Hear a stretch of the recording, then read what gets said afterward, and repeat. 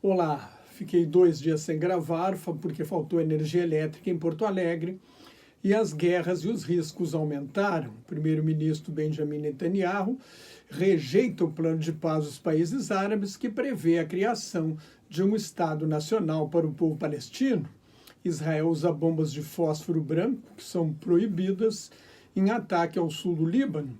Os Estados Unidos fazem o 5º ataque em território do Iêmen, a milícia Houthi, apoiada pelo Irã, que ataca navios cargueiros do Mar Vermelho e põe o grupo de volta na lista de organizações terroristas. O Irã e o Paquistão se bombardeiam mutuamente e a Jordânia ataca a Síria, matando 10 pessoas, supostamente traficantes de drogas. Em Israel, o primeiro-ministro Benjamin Netanyahu rejeitou as pressões internacionais para a criação de uma pátria para o povo palestino e o plano de paz dos países árabes e alertou que a guerra pode ir até 2025. Bibi afirma que se Israel não atingir seus objetivos, especialmente de eliminar o movimento de resistência islâmica, o Hamas, o grupo terrorista responsável pelo ataque de 7 de outubro, quando 1.139 israelenses estrangeiros foram mortos e cerca de 250 sequestrados. A segurança de Israel estará comprometida por gerações, alegou Netanyahu, porque vai passar uma imagem de fraqueza e os inimigos vão acreditar que podem derrotar Israel e novos ataques terroristas serão uma questão de tempo, disse ele. Netanyahu amplia o risco. O Hamas não tem condições de vencer Israel, o conflito não tem solução militar, mas ele aposta na segurança absoluta, algo que não existe. A segurança ótima seria um acordo de paz. O total de palestinos mortos em Gaza, na faixa de Gaza, chegou a 24.620, de acordo com Hamas, sem que Israel esteja perto de derrotar o Hamas, sem conseguir libertar os reféns, 138 ainda estariam em poder dos terroristas, e sem apresentar uma proposta sobre o futuro de Gaza. Isso significa que Israel não está conseguindo atingir seus objetivos políticos. Se a guerra é a continuação da política por outros meios, como disse o estrategista alemão Karl von Clausewitz, ganha a guerra quem atinge seus objetivos políticos. Os Estados Unidos não perderam a guerra do Vietnã militarmente, perderam politicamente na frente interna. O chefe de governo alega que Israel tem de manter o controle da segurança de todo o território a oeste do Rio Jordão, ou seja, sobre todo o território histórico da Palestina, do Rio Jordão ao Mar Mediterrâneo. Netanyahu passou toda a vida política lutando contra a criação de um Estado palestino e seu governo depende de extremistas da direita religiosa que também não aceitam a independência da Palestina.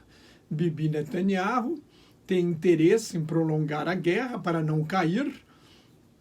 Só 15% dos israelenses o aprovam e, se cair, será processado por corrupção, fraude e abuso de poder e provavelmente irá para a cadeia. Os Estados Unidos responderam que esta postura ameaça a segurança de Israel a longo prazo, mas Bibi tem interesse em enfraquecer o presidente Joe Biden para ajudar na reeleição de seu aliado Donald Trump. A Arábia Saudita negociava o estabelecimento de relações diplomáticas com Israel antes da guerra. Um dos objetivos do ataque terrorista do Hamas e aliados foi bombardear o acordo com os sauditas. Depois do início da guerra, a Arábia Saudita declarou oficialmente que está pronta para reconhecer Israel, mas exige a criação de um país para o povo palestino.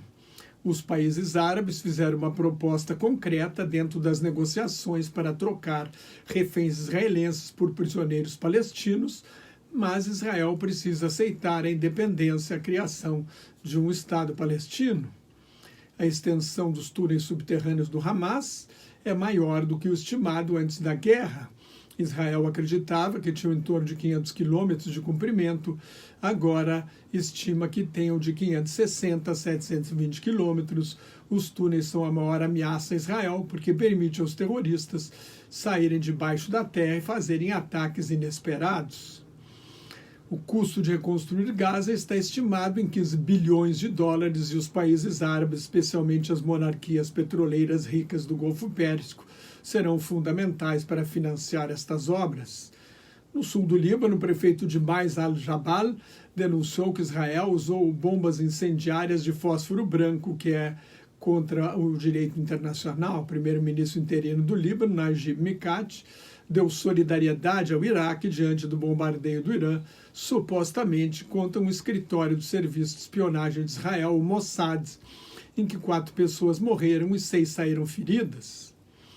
No Mar Vermelho, os Estados Unidos fizeram um 5º bombardeio em território do Iêmen contra os Houthis, xiitas zaiditas apoiados pelo Irã na guerra civil iemenita. Os Houthis controlam o governo do Iêmen há 9 anos e estão em guerra desde 2004, então têm experiência no campo de batalha.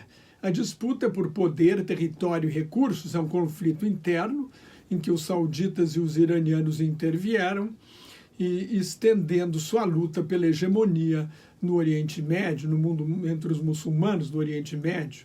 Os Houthis entraram então para o chamado arco xiita, que o Irã chama de arco de resistência, que inclui Irã, Iraque, Síria e os xiitas do Líbano, especialmente da milícia fundamentalista Hezbollah, o Partido de Deus.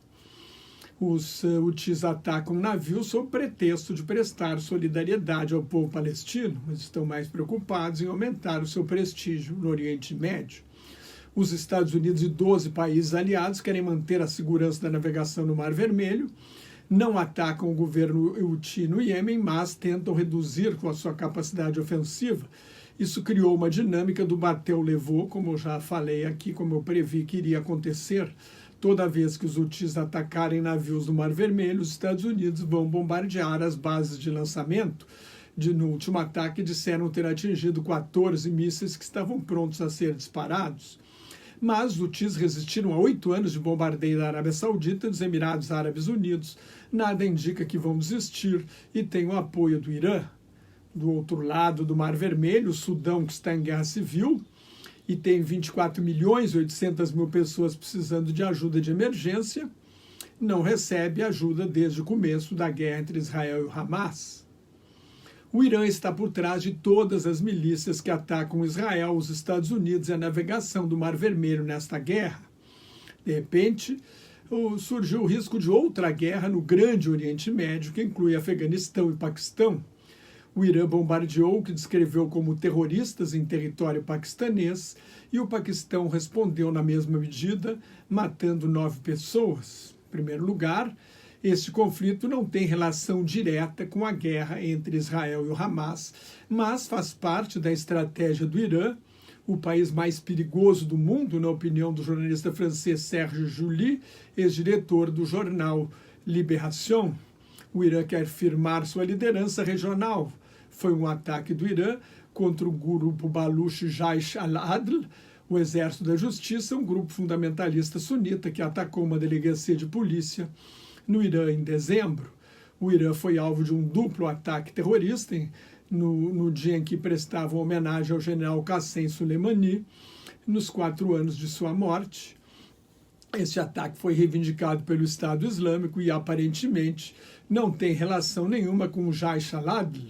Soleimani era o general mais importante da história da República Islâmica, comandante da Força Quds, braço da Guarda Revolucionária Iraniana para ações no exterior. Era responsável por mais de 60 milícias no Oriente Médio. 40 delas estão no Iraque e já atacaram mais de 115 vezes bases dos Estados Unidos. A China, aliada de Paquistão e Irã, pediu moderação. Aparentemente, a diplomacia vai prevalecer, mas sempre existe um risco de agravamento do conflito. O Paquistão contra-atacou bases do Exército de Libertação do Baluchistão e da Frente de Libertação do Baluchistão nas províncias iranianas do Sistão e do Baluchistão, a Baluches dos 2 lados da fronteira. Os 2 lados alegam estar atacando Baluches, mas ao mesmo tempo denunciam a violação de sua soberania nacional. O Paquistão tem uma população muito maior, de 240 milhões de habitantes, o Irã tem 89 milhões.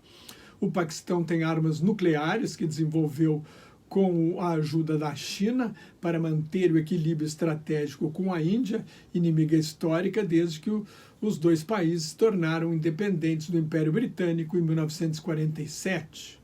De acordo com o boletim de cientistas atômicos, o Paquistão tem 170 ogivas nucleares.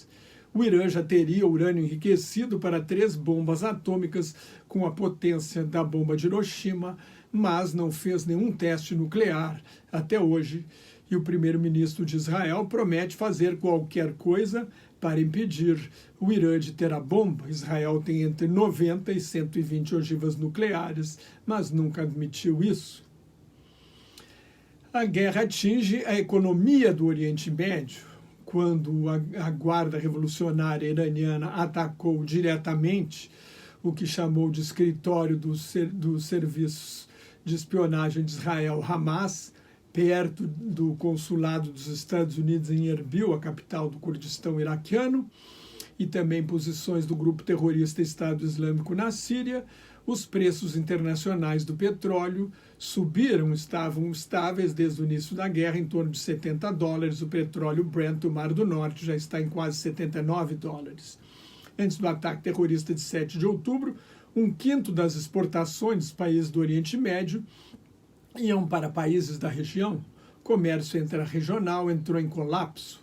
Pelo Mar Vermelho passam 12% do comércio internacional e 40% das exportações de petróleo.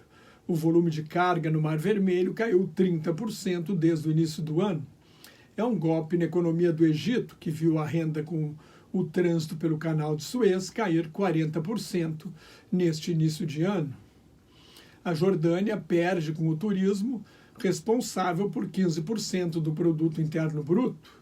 O conflito entre Israel e o Hezbollah provocou a fuga de 96 mil pessoas do norte de Israel e 80 mil do sul do Líbano.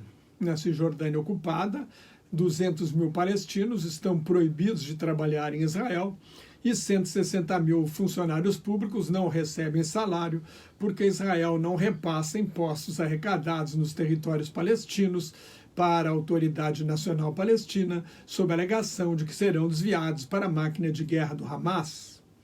A crise econômica acirra o radicalismo político e jovens desempregados têm a tentação de recorrer à violência, além de verem toda a violência que está acontecendo em Gaza e também na Cisjordânia.